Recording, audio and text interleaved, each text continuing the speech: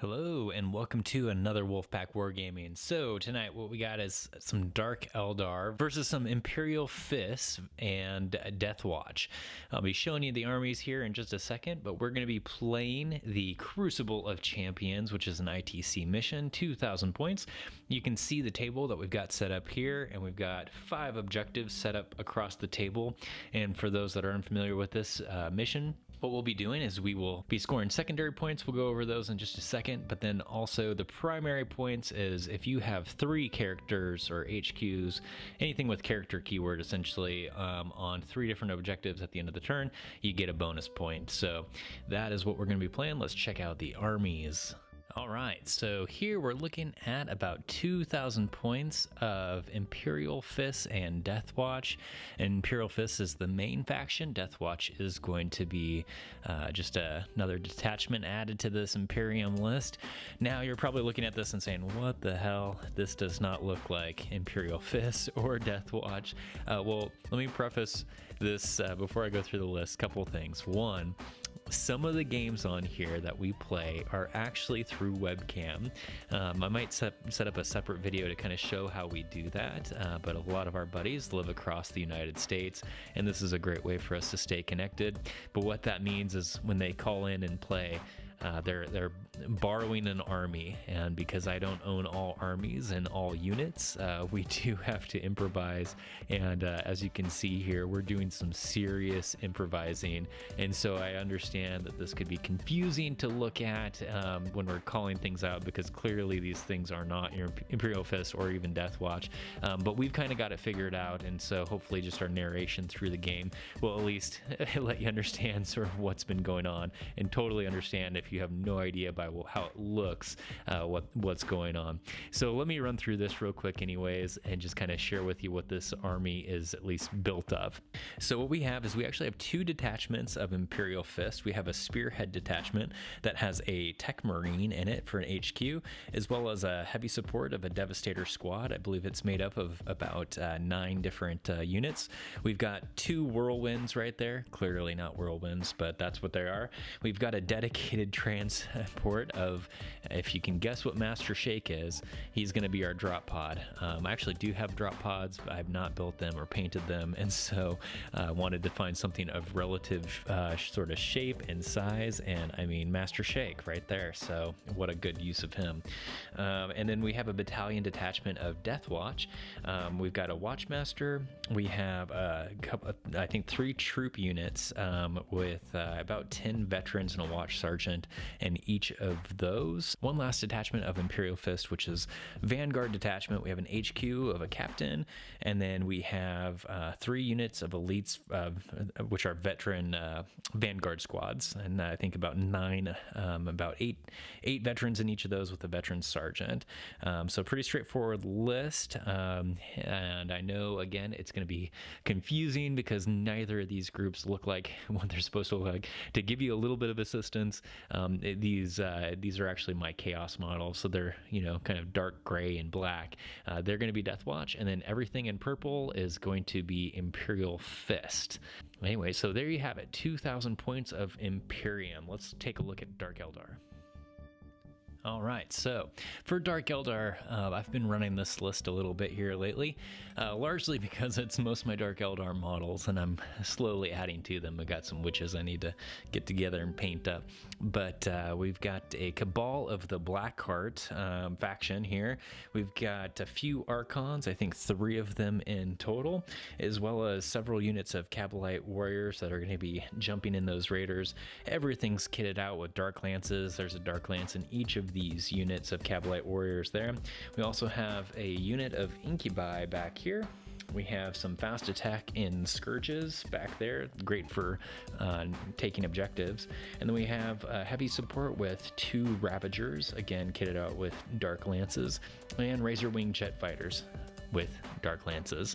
So that's about 2,000 points of Dark Eldar or Drukhari. All right, so we've set up here. We got table quarters is what we rolled for as far as the map goes. And Dark Eldar sat up on this corner. They actually rolled to go first.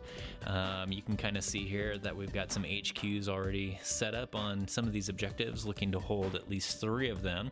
And then we've got the Imperium over here. And you can kind of see that they are hiding behind as many buildings as they can and are holding some objectives over there. And yeah, so anyways, they actually rolled to seize and successfully did, and they're going to be going first. We got a bunch of Vanguard over here, of course, in reserves, and the Devastator squad in that drop pod waiting to come in. So we're going to go to first turn Imperium, and hopefully Dark Eldar will stave off the first blow and be able to come back. All right, we're sitting here at the end of turn 1 for the Imperium. They dropped in all of their Vanguards. You can see those are the purple guys in my backfield. And so it looks like they're going to be eligible for recon. They went ahead and did 1 charge on the radar there. They put 5 wounds on him. Everything else failed. So anyways, decent turn for the Imperium. They shot up a unit of Cabalite warriors there, leaving I think only about 3 or 4 left in that 11-man unit. But we're going to turn it over to the Dark Eldar and see if they can take a swing back. All right, Dark Eldar, turn 1, and they did a lot of shooting as they're supposed to do, but not totally effective against these Imperial Fist guys with all these 3-up invul saves. So we were able to kind of whittle down some of those Vanguard units. You can kind of see over here we took off about 4 guys there, and a couple here and 1 back there. That was about it. We had our flyers. They charged that way and tried to take out those whirlwinds back there, and only was able to put about 3 wounds on them, was all. Been doing pretty good on their saves. Now, that said, I did get to hold 3 objectives. I'm getting recon right now, and we'll be moving into Imperium turn 2 and hoping that the dice start to go back in Dark Eldar's favor. All right, so here we are at the end of turn 2 for the Imperium, and not a ton happening. We did get into some more assaults that you'll probably see down here. A lot of the Vanguard came in and attacked the Raiders. Actually lost the Raider over here. The Cabalite Warriors have piled out. We got an assault going on over there. And then this poor Archon got charged by all these veteran Death Watch, and not too much happened. He was able to hold his own with that 2-up invul save, and was able to kill a couple of them. But he was able to kill 2 units. He's holding some objectives, and he got recon and behind enemy lines. So he's set up pretty well right now to be scoring quite a few points. So the Dark Eldar really need to take out some of these units to get back in the game. So we're going to go to top of turn 2 with Dark Eldar, and we'll see if they can start swinging back. If not, it's going to be a quick game. Okay, top of turn 2 for the Dark Eldar here, and oh man, just a lot of whiffs on rolling here. We put every single Dark Lance into the Whirlwind back here, and we did 8 wounds. We rolled multiple 1s and 2s when we went to roll to see how many damage, and just a big whiff. Like literally every single Dark Lance shot into that thing and only put 6 wounds on it this turn. It was pretty bad. We did finish off 2 Vanguard squads, which helped. We did get locked in combat. We lost a unit. On our turn, we would have had kill more, but did end up losing a unit in assault over here. And anyway, so it was kind of swinging back in the Dark Eldar's favor for a minute there, but then we ended up tying on kill more, and then he is holding more now because he took that objective with wiping out the rest of that unit.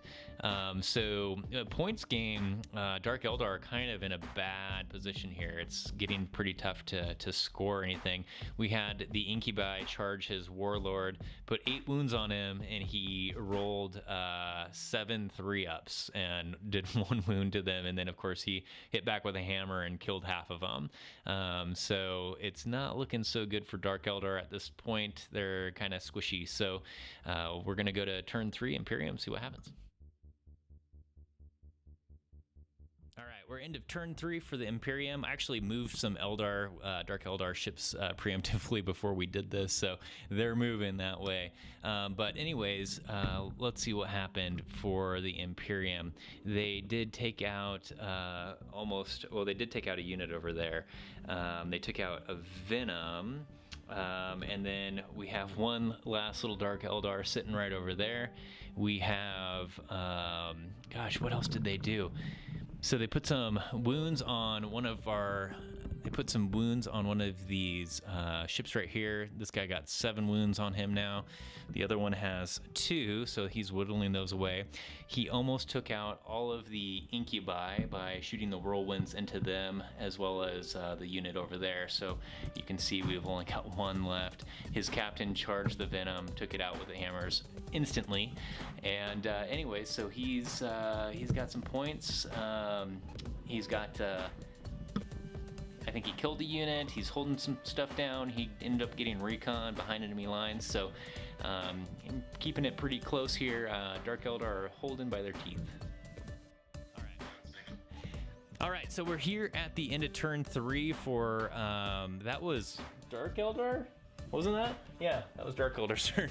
So we're at the top of turn 3 with Dark Eldar, and not a lot happened. In fact, it was kind of more a pride round for Dark Eldar. They shot again every Dark Lance into the whirlwind that was in that back far corner, and again it took just about everything. Eventually we did, I think it was like 4 wounds and then 1 wound and 1 wound, and that finally did the 11 to do it in. Now just to be clear, there was also a Tech Marine back there that had been healing it each round, so I had to do some extra work.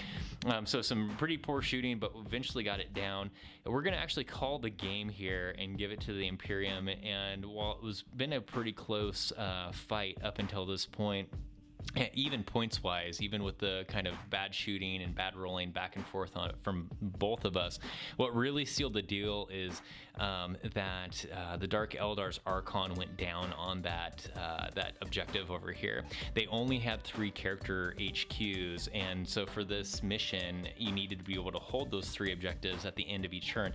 That was the thing that was keeping me up with the Imperial player. He was typically getting either hold more or kill more each round, and I was still getting the hold 3 objectives with the character, and so it was keeping us kind of tied on the primary.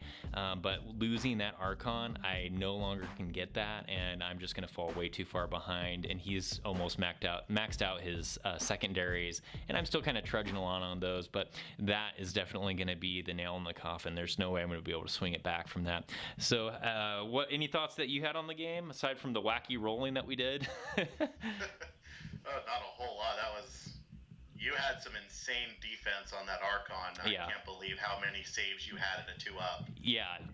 Yeah, that is definitely for sure. I definitely can't take that for granted. The Archon over there made more than his fair share of 2-up saves, and then of course as soon as he lost the 2-up save, failing 1 and then taking a wound, he only had that 5-up save beyond that point and instantly died as soon as he got attacked again. But other than that, it was a fun game, man. It was close there for a second, but then it just kind of went away. So good game.